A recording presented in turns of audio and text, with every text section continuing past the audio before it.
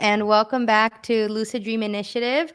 This is a new initiative that we are introducing. It's called An Artist Talk, and it's going to be a new series started by Demart, who's going to introduce himself in a second here. So I'm really happy that everybody joined us. Please remember to like and share, subscribe, comment. If you have any questions, we'll have time for questions at the end. But other than that, thanks, Demart, for putting all this together, and I'll let you take it away. Hey guys, thank you for this opportunity to kind of talk about a conversation about my journey of art, and it's kind of merging with how to help share the value of dreaming with everyone in the world. So I'm really excited to be part of these initiatives, and I'm gonna kind of just go right through it because I got a lot of slides and. I'm going to let just my slides speak for themselves. But anyways, collective dreaming, collective healing, discovering and creating dreams with community. I'm going to read this quote. It's your world, it's your story, it's your dream. If you're enjoying your dream, that's wonderful. Then continue to enjoy each and every moment. If your dream is a nightmare, if there's drama and suffering and you're not enjoying your creation, then you are the only one who can change it.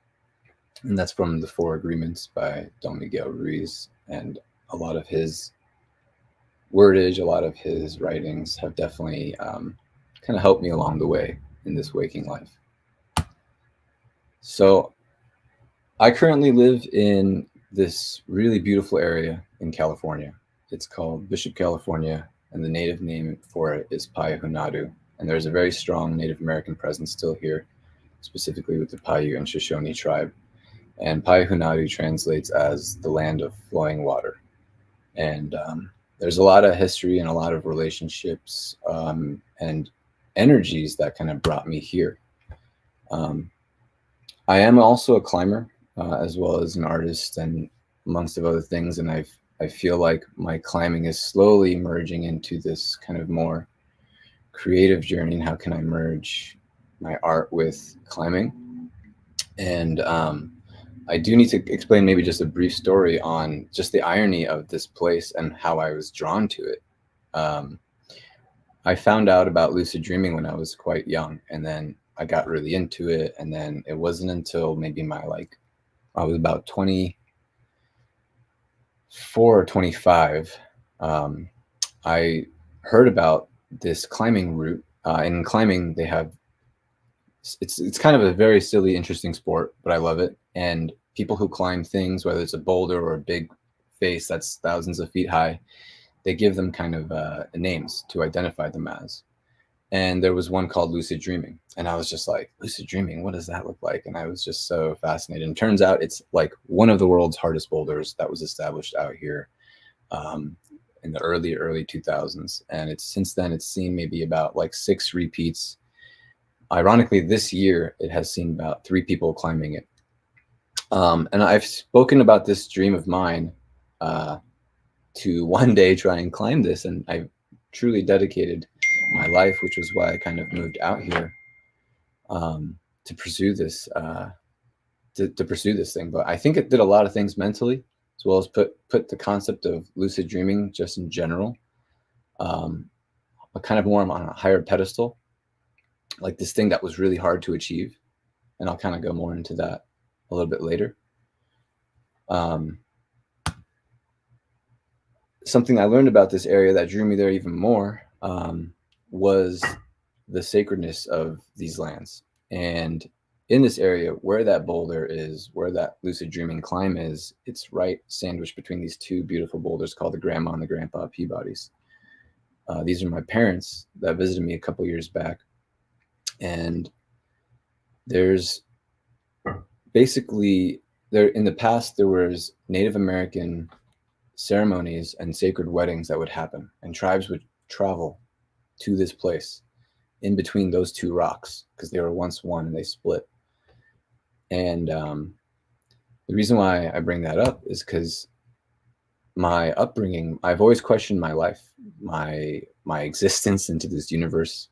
My parents didn't have quite the traditional romantic relationship. They met here in Madison Square Garden, 1982, and this was at the time, well, I think it still exists as the Guinness Book of World Records biggest mass wedding in America. And this man, Reverend Moon, created it, this empire. He's originally from North Korea. I won't go too much into this because this could go really deep into my own personal history, but I want to explain a brief kind of foundation of it because it is the reasoning behind a lot of my my art and my inspiration of trying to understand my purpose. But anyways, I before going too deep into it, I guess I'll just explain more about how I was born into this fascinating, what the media would identify as a cult. There's a lot of negative things that I kind of wrestled with back and forth. Like my parents, for example, they never even met. And this whole like kind of movement, excuse me, because I think I'm not explaining this super correctly because I feel like I just jumped into it. But this man started a revolution. My parents had never met, and the day they met was the day they got married. And this guy preached things about world peace through ideal families. And growing up as a kid, it was a lot of like I knew I was always kind of like seen from the outside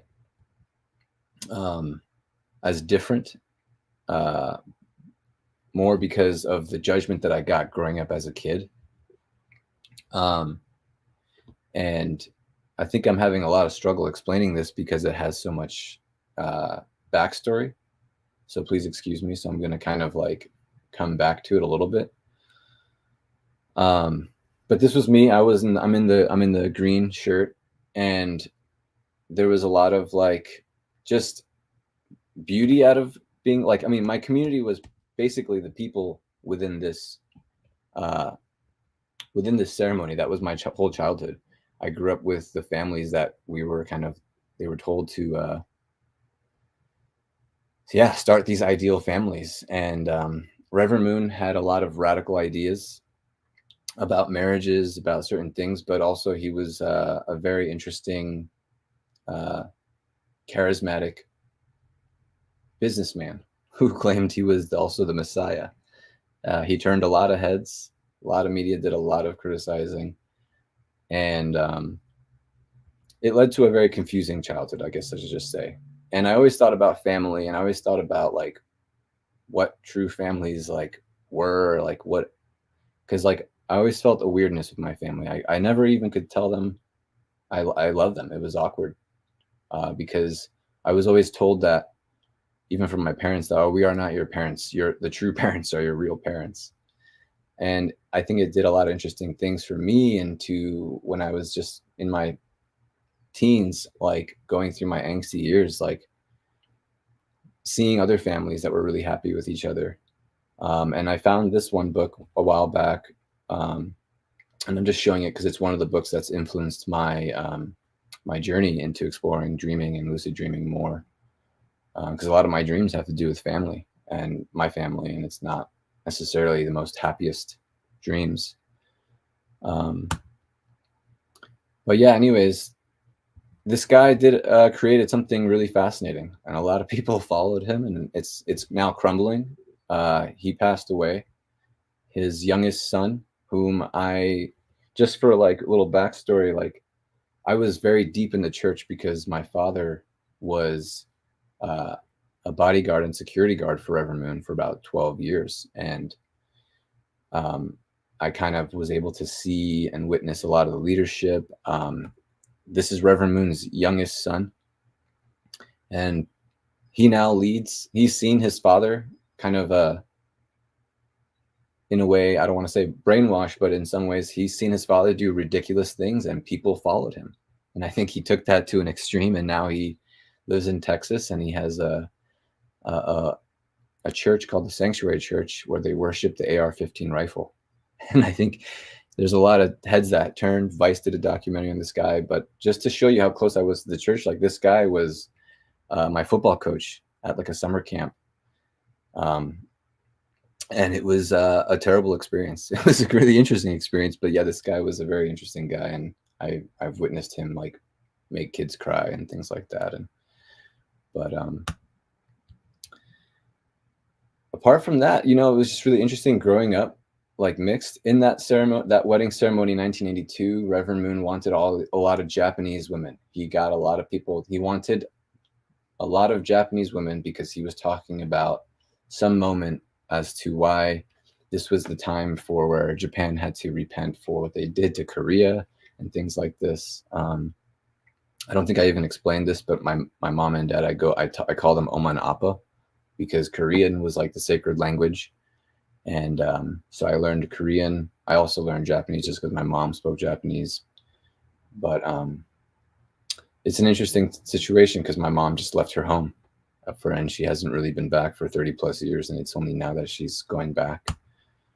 I left. So really quick, I had a weird childhood, let's just say, because I was really close to the church.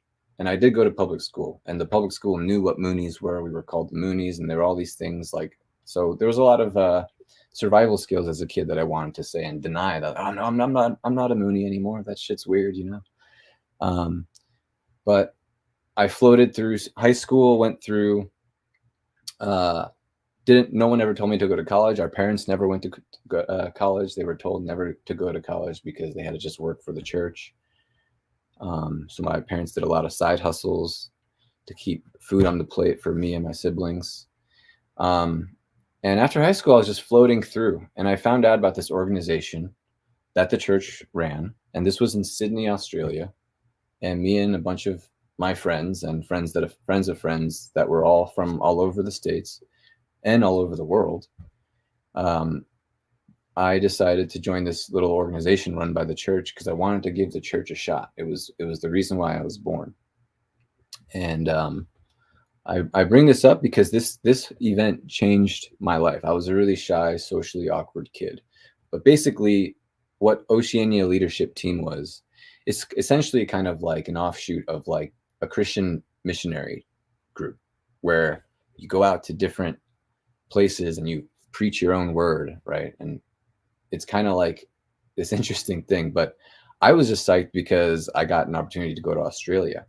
What we had to do was fundraise every day, and we raise our own funds to head out to save money, then to go to different South Pacific islands, like the Solomon Islands, Fiji, Samoa, Vanuatu, and we would basically be there also and connect with the community and try and have them join workshops and things like this. It was bizarre because all of us knew this was all bullshit too, but we all kind of still knew we were a part of it. And a lot of us had many different reasonings to go. Some kids in this picture, you know, they went because the drinking age was 18 in Australia, and all of us ranged from 18 to about, I think, like 23. We did some crazy stuff, and I want to come back because this is a dream talk. As I'm struggling growing up as a kid, I'm really seeing like the corruptness of the church and like I'm losing in its beliefs. And basically I find dreaming and lucid dreaming through just certain movies that I always liked. I stumbled upon somehow Robert Wagner's book, Lucid Dreaming and the Gateway to the Inner Self, and movies like Waking Life, a lot of other movies that have influenced kind of my soul searching journey. And so I was always knowing about dream journaling and how that betters your life, but being put on the road, like they had us in 40-day conditions where we go fundraising in various cities all over Australia.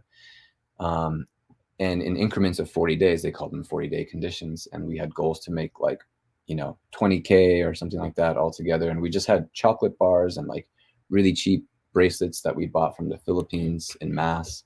And we would literally go around city to city, town to town, and fundraise. And we would have to live together in a van. And they called it MFT, Mobile Fundraising Team.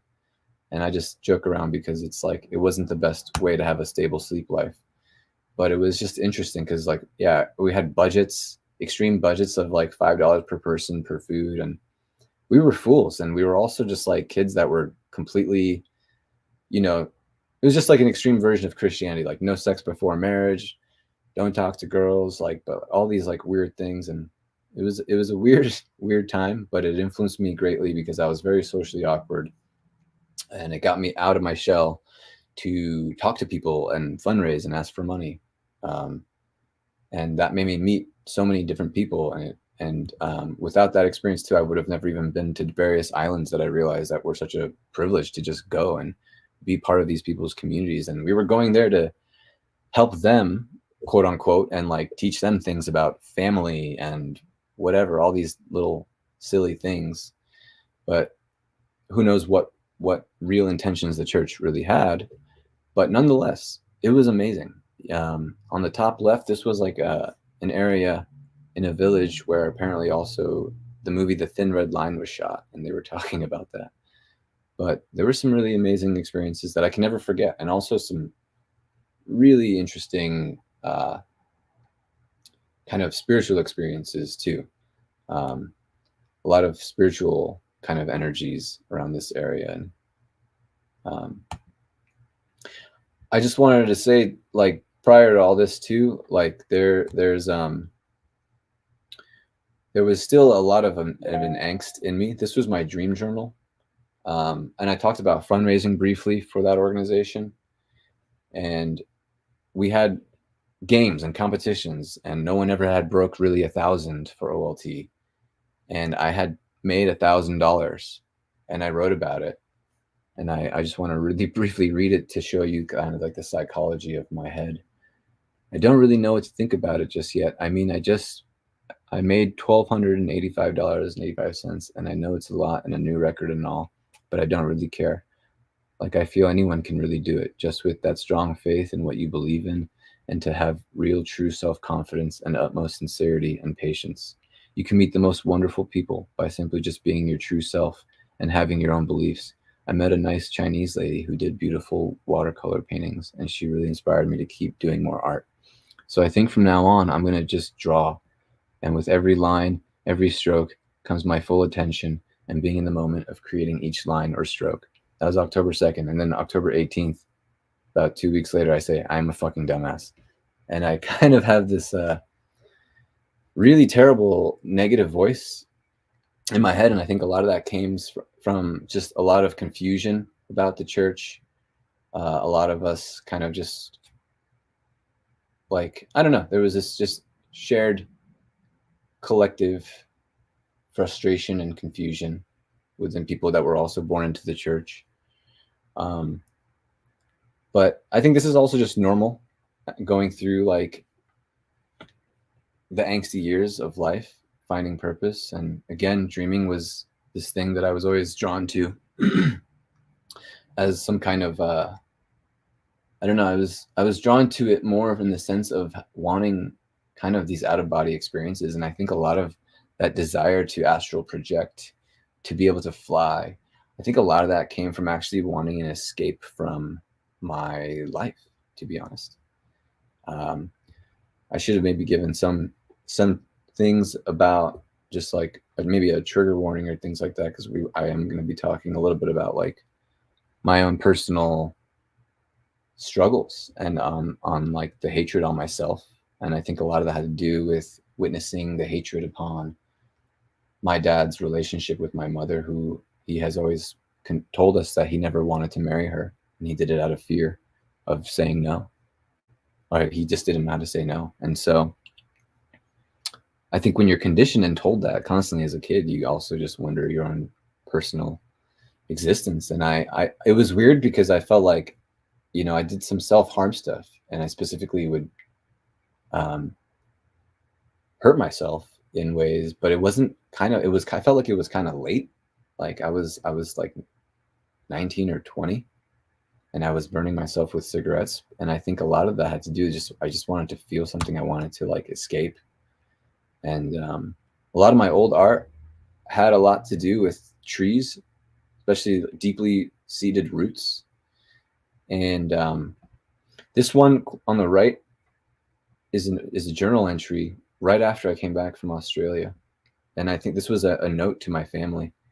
And I said, I love you all, but I just can't say it. I don't know how to.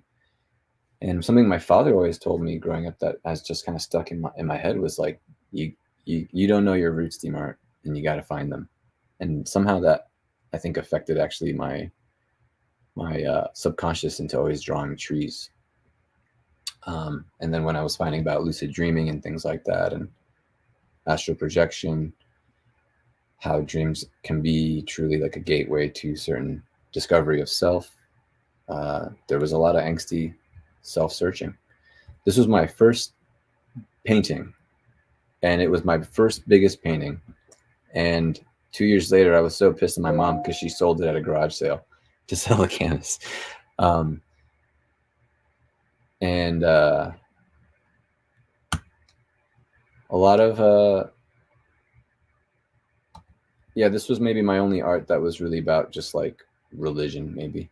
And this one was on the left was called The Endless Maze. Let's see. Okay, so I'm sure a lot of us are familiar with reality checks. I started drawing reality checks as well. I thought that was interesting. I think I realized, for myself, like looking back, and I've always understood, like I was happy on the outside in the church when I was with people. But whenever I was alone, I realized, even when I was not alone, I realized a lot of my inner struggle came out in my drawings, very unconsciously. I doodled a lot with the Bic pen, the ballpoint Bic pens. They became my favorite because I just saw my friend drawing with them, and she was amazing. And I was like, wow, you can do that just with a pen. And I appreciated that. This was also like a year after Australia. When I came back from Australia, just side note, I was deeply, deeply confused even more because I was really gung-ho about the church. But then also when I came back, I saw like some of the realities of just, oh my God, I myself, I felt like I brainwashed myself. But I was in a dark place still, trying to understand some things. But this was a painting that I made with spray paint right after, sometime around during my first experience of having a sleep paralysis. And I had been familiar with sleep paralysis before because my sister had it very often. So it was a conversation that we had amongst siblings. And going back just to the recurring theme of trees, identity and roots, and also I think trees in the sense of feeling trapped. This was actually the beginnings of my work early into college, and I started exploring more with painting deeper. And a lot of these were derivatives of memories from my past. This was from an old photo of this dog, Star, that my dad took care of, this Doberman that was a guard dog for the church. I always wanted a dog. I deeply wanted my parent. We just never ever had one. And animals, I think, have been something that have never really been in my life until now. But the dog's name was Star, and I bring that up because I have a cat now named Starla, and I made this painting, and I just thought it was a funny synchronicity on that. Anyways, I made a lot of stuff that was quite angsty. I'm going to read this quote. I believe the depression we view as individual pathology is actually a response to a real perception of the pathology of others. It is an effort which is recognized as a failure to do something about the pain in the world. And that's actually a quote from The Dream Life of Families as well. I mentioned that book. And I bring that up because as I'm making this art and I'm noticing how dark it is, and I never even said this either. I made a lot of art and I did not really care about it. I grew up always knowing I knew I could somehow draw, but I never really had I didn't really have too much support, even morally and things like that. I was told my art sucked by my father at one point, and he didn't mean to really say it like that, but like it was a big moment when I was really young, when I was about 13, and I just stopped really caring about even like documenting anything. And so a lot of my art was very ephemeral and just kind of like doodlings. And then when I had a when I told myself, you know, I think this is good. I do want to go to Berkeley, and so I applied to art school. Anyways, this is the first time I ever made art in the sense of a service for something, so to speak. Um, this was an image I got, and it's an image from the assignment for this whole art project was appropriation, and we had to take something, copy it, and reappropriate it. So mine was just taking a simple drawing and copying a photo. This was a photo of a North Korean woman who had lost her mother, and I redrew it, but all with text and with only the words, "Is this a dream?" I don't know if you can see it, and you probably can't, but this whole thing is just written with, "Is this a dream? Is this a dream? Is this a dream?" And then I did a prayer in front of the class, and that was the first time I ever prayed outside of the church, like in front of people, my old classmates. And we did an offering, and then I burned it. And that made me kind of explore. So, like, why do we make art, right? I don't even like. It was just something that's interesting. I think there's a really huge merging with dreaming and lucid dreaming and making art. But I think when you do things in service, things shift. And I noticed things started to shift when I started kind of utilizing my art with a social aspect. So this was another project I did with dreams as well, called Project DBC, Dream Breath Condensate, which is taken from this medical term called EBC, exhaled breath condensate. And it's, you breathe into this apparatus, and it's a sample to see if you have tuberculosis. You can check for other things or not. But I did this thing where I would have people meditate and think about a dream, and I would prepare ink for them in a traditional way, and then I would ask them to exhale that emotion from that dream outward. And what they would create were these ink blots, and then I would appropriate those ink blot images and make these Rorschachs out of them to see if I could kind of bring back that emotion. And so these were some really fun experiments, and these are just really interesting to see some similarities with the aesthetics, with the emotion. Paralysis I thought one was super interesting as well. I think definitely color influences a lot of feeling too, so that might be that too. But nonetheless, this was just like a really interesting visual experiment, also social experiment, which was the most important part to me, because I started noticing that I really enjoyed this process of asking people to share their dreams with me, and I kind of thought that was an interesting thing and something I learned from this one teacher who run a really interesting class. Art school in Berkeley is really weird because it's very different from other art schools. It's not very technical. It's a lot more like questioning, a lot more analytical, even philosophical. But there was this class called social practice, and that one really questioned just like this concept of like, what is art even, and how do we express it beyond just paper and form. But this was a ceramics class, and I asked people prior to share, everyone in the class to share a dream with me via email, and I did let them know that this dream may be shared with other people, so that definitely probably filtered what people shared. And I had attached these origami paper boats above, and then I had the boats in this pool of water, and I read this poem, and on top on the paper boats were everyone's dreams folded up. And I read this poem, and then I dumped ink into the pool, and it turned black, and all you see are the visible paper boats on top, which was a representation of the spirit. and and on the spirit was the dream, and attached below it was a ceramic boat, which was supposed to be a representation of the physical body. And anyways, I had people, after the poem was over, I had people choose a boat, and they could read it to themselves, and they keep the ceramic boat and they keep the dream. And I did that as a practice because I felt like what was happening during my time of school is like the power of sharing dreams is so interesting. That people share with you, they get to choose obviously what they share, but they're sharing something with you that's very, can be very vulnerable and very real and very special. I think it's a very unique kind of connection with someone. And so I was kind of playing with that. And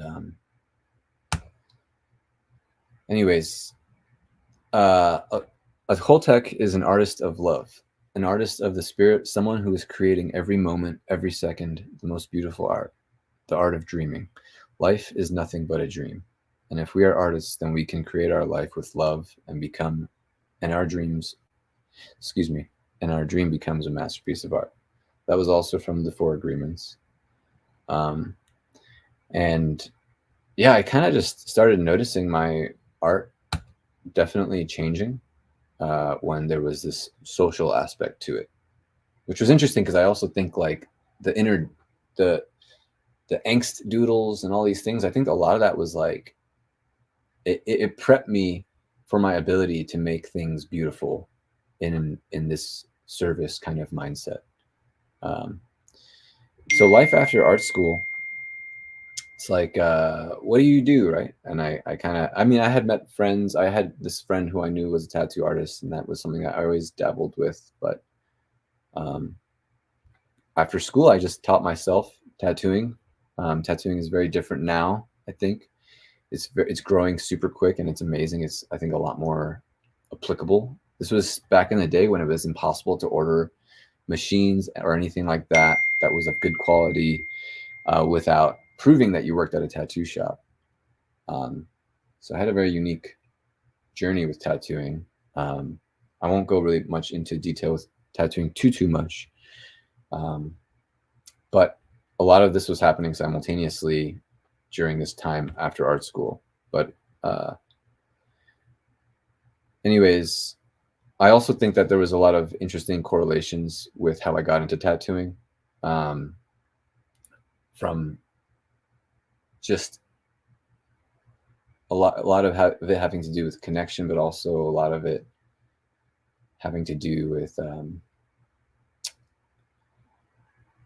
processing. I think pain. I mean, I say like, I don't want to say it like, it was interesting because I was even writing and reading in my old dream journals about my self harm, and I think tattooing, just in short, basically became an interesting outlet or exploration of that. I kind of adopted the same mentality of Australia, of just going to various places. It was a very empowering experience that was very unique. And the positives of it was it made me not afraid to put myself out there. And I was going through this really weird breakup after art school. And I decided to go to Japan for 40 days and see if I could not survive off chocolate bars and bracelets, but selling my art. And I had a lot of unique experiences and people that I met, things that I did, and projects that I did with people. Oh, I wish I should mention this old grandpa on the bottom image with the fire. It was the first time I learned that you could smoke mugwort, and I asked the son of this father, "What is your dad smoking?" And he said yomogi, and yomogi is Japanese mugwort. I started kind of creating these creatures in Japan, which had no name. And when someone asked me what they were, I just spontaneously said they're moon children, which I only ironically made the connection with the Moonies in the church later because it wasn't intentional. But I just thought that it fit. But to me, they were just doodles that I made, scratching away at the paper with a pen, and they always looked like these little shards or pieces floating away to and fro from the moon. And for almost a year, I stopped about 10 months. Every month I did something on a different material, and I made moon children, whether they were ceramic mugs, whether they were framed paintings, whether they were cookies, whether they were moon children tattoos. But I was committed to this weird project where I pressured myself to make a bunch of moon children art and then just disperse it all. And it was a really interesting and fun experience that I also took to Mexico. Um, and this was through putting yourself out there. What was really interesting about this experience was making art in various places versus having the art made and then dispersing it. I thought that was a really important process, to be able to make it there with people or not, but just like everything was created with the energy of being in this new place. Um, and literally, I in Japan, for example, I had a rule where if I don't make a certain amount of money selling my art, I have to sleep outside. And I did that, and I committed to that one in Japan. In Mexico, I was a little bit more lenient, just because I sometimes I would be in some sketchy places, but in some places I was able to do free trades. I stayed at this hostel for like 4 or 5 days, and I did this mural for them. Also, you can notice my art changing a lot too. I think with the influence of tattooing, also, it shift. I think I just also, not even just that, but just like when you're making something for someone, uh, it has a whole different energy. All this time too, I had a huge background in coffee. Coffee was what I did during school. As a job, I actually found out about coffee culture being in Australia. You can make $100,000 a year working as a barista in Australia, because that's how serious they take coffee. The coffee culture there is fascinating. It's beautiful. It's very well respected. But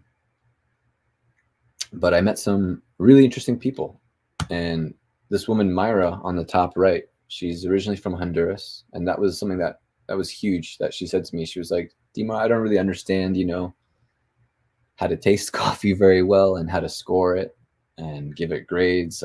Specialty coffee is very different from working in commercial coffee because the standard is very different. So there's a lot of different things like, I won't go into that, but basically she told me, to her, she doesn't really care. She doesn't even really like coffee that much, but she really appreciates coffee because it's a medium to connect with people. And that's what kept me going with coffee. And from there, I had done various things in coffee. I did coffee competitions, and I utilized her coffee. And ever since that, she's been telling me to go to Honduras, and I think a few years later, I finally decided to go, and I wanted to pitch this project to her where I wanted to help create something awesome. And we created this artist residency program, and I did a Kickstarter for it.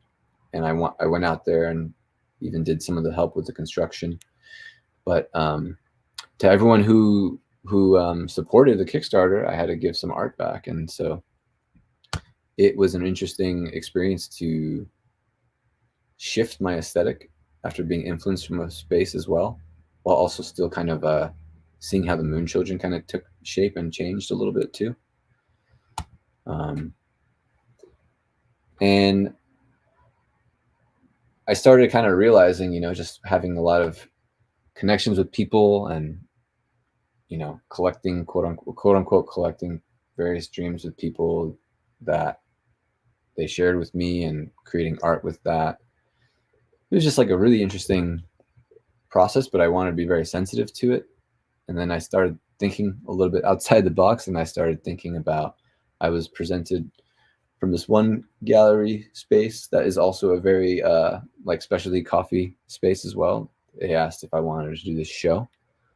And so I did this. I thought about this one question of like, oh, if coffee plants could dream, what would they dream about? And really it was just a conversation of of the kind of a coevolution of humans and plants and our abuse of them or our respect of them. And there's a lot of coffee breeders. The coffee is changing a lot, so I won't really go into that. But I just wanted to put that question out there. And ultimately, the paintings that I created were more just self-projections of my own uh, experiences and stuff. But it was interesting to see how these bigger questions also still related to my angst style and how it shaped it differently. Um, there's still some of that out of body experience drawings embedded. So I kind of started hiding, I think, still like my angst, even though it was still there. It was still, I mean, I guess even some of these drawings were definitely still darker. So I had these phases where I would go back and forth with quote unquote darker art, I guess, so to speak. But this one, this was during the show as well. We had this, my buddy Jared, I asked him to do this kind of sound performance, and it was this really cool collaboration. And on the backdrop, there was a visual video that I made merging my experiences in Honduras and other coffee places with just the art. That series also included coffee tattoos with people who worked deeply in coffee. My buddy Eddie, he passed away less than a year ago. He bought one of the paintings that was part of the show. This guy, some guy I met randomly, just came to visit the show. Turns out he was like some cool hotshot for working for Red Bull. He bought both those paintings and paid me $1,200. That was dope. That was the most I ever got paid for my paintings at the time. Coffee changed my life. I really appreciated it and the community around it, and I really wanted to do some interesting things. And that was like a really interesting peak as far as like it really shifting kind of my art and my professionalism. And I was kind of riding this interesting high. And then COVID-19 hit. And that art show, I was going to have a closing for it the following month in April, but COVID was in March. And when COVID-19 hit, I pieced the F out. I said, I am going to go back to Bishop.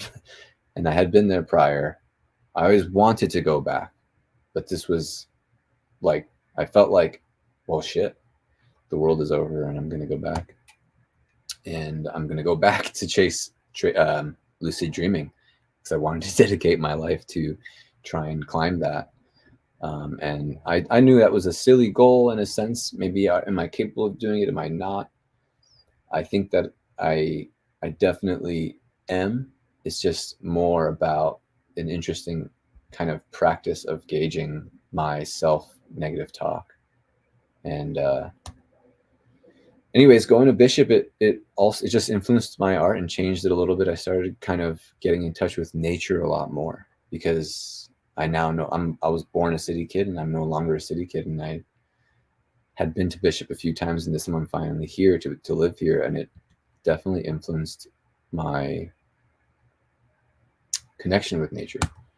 And I finally kind of took tattooing even more seriously, and I started to merge it with, again, church practices. So I did 40 moths. I did a 40 moth thing where I was tattooing 40 people, various moths. And to me, the moths represented, well, there's a huge connection with moths and ancestry, but it was just an interesting experience because I wasn't asking for people's dreams, but there were many moments where people shared their dreams with me naturally. And this project solidified like the power of, I don't know, someone sharing something so deep, whether it's a dream or memories from a loved one that we shaped into these moths. It was a very profound experience that made me realize tattooing is something much more that I have to learn about. And after, this was the year of the rabbit, I think I was still going through some dark times, but this was based on Year the Rabbit drawing. And what was ironic is that the Year of the Rabbit represents abundance, and I think just being very confused after the pandemic. I think my sense of community got lost. A lot of drama happened within the town of Bishop. Anytime I would try to have a dream, to tell myself to go to the buttermilks where lucid dreaming, where that boulder is, I would always end up in Bishop, the town, Bishop proper, the town, where all the drama is, not in the actual mountains. And I thought that was interesting because all my dreams to me reflected my church community, uh, different cafes. I think we can go into all of that another time on the symbolism of my dreams, but I wanted to bring this up because during that one of the COVID years, post-COVID years, I decided to do a tech boot camp, um, which was a big mistake in my opinion, but I still have the skills for it. But what was fun was my first project was making a dream journal. And what was very different, I was thinking and using kind of competitive analysis, but there aren't really many dream apps out there that have this feature to share dreams with other people. And so I really wanted to experiment with the what that looked like. And anyways, even though this project has some flaws, people even talk about the UI, whatever, the whole aesthetic of it is outdated, but it was just really interesting to go from start to end doing the research, uh, understanding, who would use this, what do they like, what they don't like.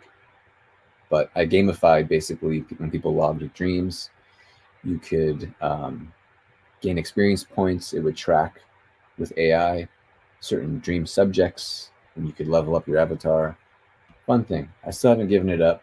Maybe one day it might become a thing, but I think that some app, maybe Oniri or something, should have some kind of fun social aspect where you could make it as private as you want or whatever, and you can do fun things with that. Because again, it relates to my art because I just really enjoy talking with people and sharing dreams as a way to connect with people. And just to wrap things up, since I know it's almost there, thank you guys for listening. I yeah, a lot of things happened to me during this time. I've still been trying to find myself, and I won't go back into the story too much about how this project got created, but I felt like it was time to go through another quote unquote condition again and do another series. And the rose is a classic symbol in tattooing, and there are many interesting things different artists will say, but if you can draw a rose, if you can shade a rose really well, then you can shade anything. But the rose is always a really interesting staple, and I wanted to do this project based on the number 40 again. And it was all about love. I think I lost love, and a lot of that came with family. A lot of this was rooted from family. The rose to me symbolizes really interesting things and memories because my family, my mom and dad, on the weekends, every weekend, they would sell roses. My mom was wrapping up roses, sometimes bouquets, and my dad would go out to bars every night and selling the roses to make an extra, 400, $500 for the family for the weekend. He'd always come back reeking with cigarettes, and I always questioned what my dad did. Also beyond those times, but the rose was something to symbolize just a practice of love, and I asked people to share an emotion from a dream with me, and maybe whatever emotion. But I guess this project started a while back, and I paused on it. I'm on number 4, and I think the reason why is because I want to tattoo myself a rose for number 4. 4 is this very special number for me, and I think I'm in an interesting phase. This was the last big painting that I made. Again, there's this tree. I never really talked about the tree with the creature above its head, but I did talk about the trees. Anyways, I'm gonna kind of end right there because there's just too much to talk about in a short time, I guess. But I apologize if that was quite scattered or anything like that. But I hope there were some clear messages involved in the sense of um, the theme, I guess, of how art and drawing in your own doodles, drawing and exploring your own shadows, and when you do that shadow work, and then when you do want to create, when you're ready to finally love yourself, love people, love family, love the world, all that hard work and shadow work that you did doodling and creating will manifest and transmute into something beautiful sometimes. And this last tattoo was done some that was a we won't go into that story, but this is dark and also beautiful at the same time. And this is still a work in progress on a buddy of mine, one of my childhood friends that also grew up in the church. Okay, I'm gonna stop sharing this. Thank you, Demart. I knew you were cool, but I didn't know you were that cool. Those are some really awesome like artworks. I love watching it evolve like throughout your life and throughout the years. So that's incredible. I'm gonna add, the rest of our group to the stage, and we do have like a question so far in the chat. But first, I want to open it up and welcome back Skyfall and Night Owl. Um, and yeah, if anybody else has questions, anybody listening in the chat, go ahead and drop them in the chat and we'll get to them in a minute. But yeah, welcome Skyfall. Hey Night Owl. I don't know if y'all wanted to chime in before I put up some questions. Yeah, let me just say thank you so much for sharing your story, Demart. Can you guys hear me okay? Yeah. Yeah. Okay, great. Yeah. From my perspective, you're a natural storyteller and you did a wonderful job of interweaving your personal history with how it relates to dreams. And I found the entire thing captivating. So thank you so much for your willingness to share and for opening up that vulnerability because I know it resonates a lot with me personally. We had somebody in the comments talking about how much it aligns with their story. So well done. Well done. It's perhaps one of my favorite live streams we've done so far, truly. So thank you. Thank you, Demart. And I just want to say sorry for being late, but I did manage to come in and listen. So thank you so much.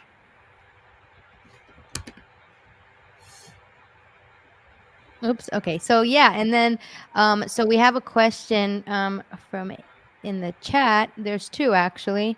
So I would like to ask if you've had dreams about dying during your spiritual journey. Did the dreams come with peace and serenity, or did it feel like meditation? That's a good question. I felt like, well, yeah, I had this dream after COVID. When I moved back to Bishop, which is why I think I still am in this interesting kind of a lacking motivation, almost kind of space, even though I'm still making art.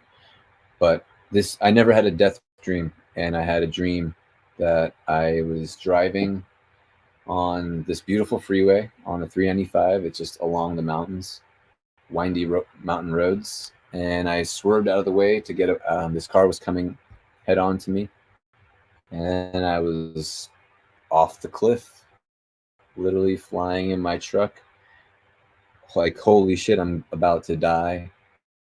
And in this moment of like surrendering to this car fall, I was basically telling myself, remember vividly in the dream being like, it's okay, Demart, you tried your best and this is your fate, and you did good things in this world and you tried your best with what you got.